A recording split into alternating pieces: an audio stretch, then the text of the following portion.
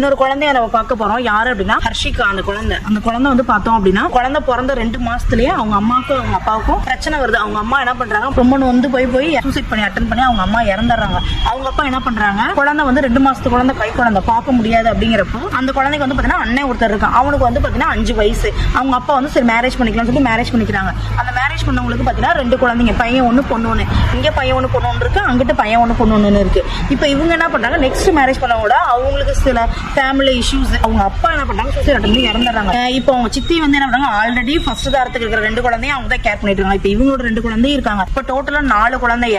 இப்போ அந்த சித்தி தான் இவங்க அம்மாவும், அந்த குழந்தைங்களுக்கும் அம்மாவா இருந்து இவங்களோட குழந்தைக்கும் அம்மாவா இருந்து 4 குழந்தைங்க பக்கத்துல இருக்க 100 நாள் வேலைக்கு, கட்டட வேலைக்கு, சித்தாளு, கொத்தனாரு, மம்முட்டி வேலை, என்னென்ன வேலை கிடைக்குதோ எல்லா வேலைக்கு போய் அந்த குழந்தைங்க வந்து பாத்துட்டு இருக்காங்க. அந்த குழந்தைங்க நம்ம நியூட்ரிஷன் கிட் வந்து கொடுத்துட்டு இருக்கோம். நீங்களும் இப்படிலாம் வந்து ஹெல்ப் பண்ணணும்னு நினைக்கிறீங்களா? ஸ்கிரீன்ல தெரிய நம்பருக்கு கான்டாக்ட் பண்ணுங்க. இந்த வீடியோ பிடிச்சிருந்தா லைக் அண்ட் ஷேர் பண்ணுங்க. தேங்க்யூ.